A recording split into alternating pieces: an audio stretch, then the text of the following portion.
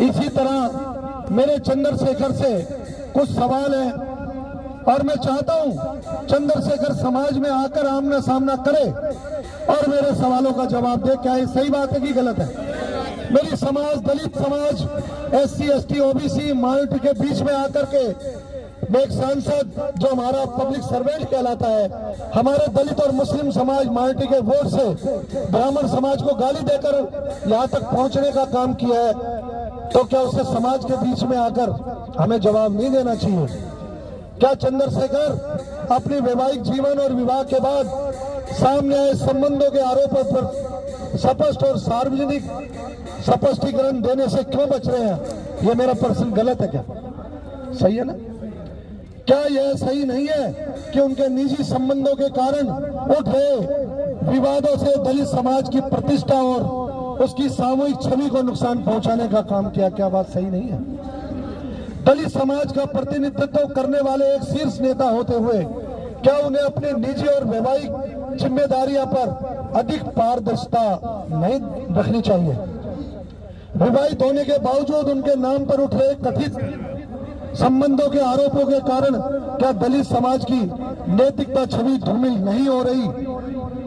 क्या उनके निजी जीवन में जारी विवाद और आरोप उनके सार्वजनिक नेतृत्व और दलित आंदोलन की दिशा को कमजोर नहीं कर रहे? उनके निजी वीडियो और कथित चैट्स को लेकर जो मुद्दे और अपमानजनक कंटेंट्स प्रसारित हो रहे हैं, क्या उसकी वजह से दलित समाज की भावनाओं को गहरी ठेस नहीं पहुंच रही? बात गलत है क्या? पहुंच रही है ना? दलित समाज को ठेस पहुंच रही है। नेता पर लगे ऐसे गंभीर आरोपों के बाद भी क्या उनकी जिम्मेदारी नहीं बनती कि वह दलित समाज के विश्वास को पुनर्स्थापित करने का सामने आकर स्पष्ट करे स्थिति? क्या बात गलत है?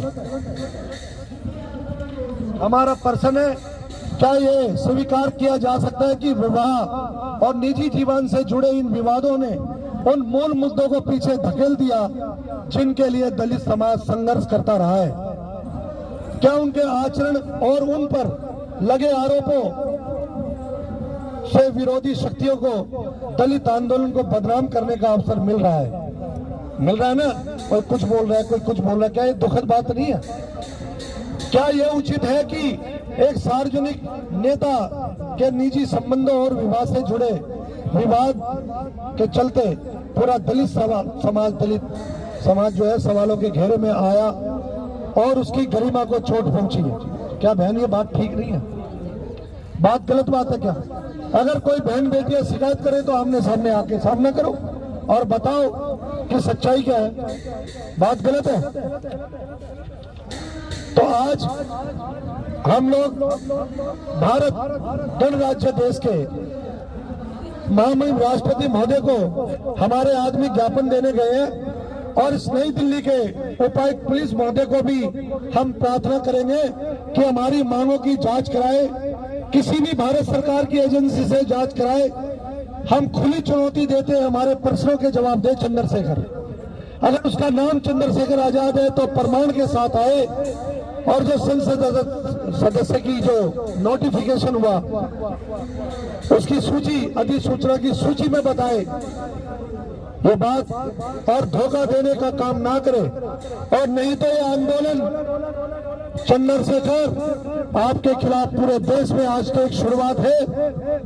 बाबा साहब का आंदोलन कमजोर मत करो।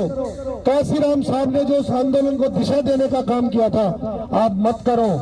और नहीं तो जब तक शरीर में जान रहेगी, सांस रहेगी, हम चाहे कोई समाज का हो या गैर समाज का आदमी हो उसके खिलाफ हम आवाज उठाएंगे और हम रोडों पर आएंगे और सरकार से मांग करेंगे कि ऐसे दरिंदे को संसद से बाहर किया जाए, उसकी सदस्यता रद्द की जाए और आजाद समाज पार्टी को रद्द करने का काम करे, उसकी मान्यता को।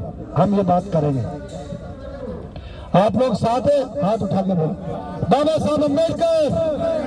फोटो उठा के बोलो बाबा साहब अम्बेडकर, बाबा साहब अम्बेडकर, बाबा साहब अम्बेडकर। दलित समाज, दलित समाज, दलित समाज हाथ उठा के बोलो आप भी आगे, इधर आ जाओ। दलित समाज, SC ST ओबीसी माइनॉरिटी जिंदाबाद जिंदाबाद, SC ST ओबीसी माइनॉरिटी जिंदाबाद जिंदाबाद।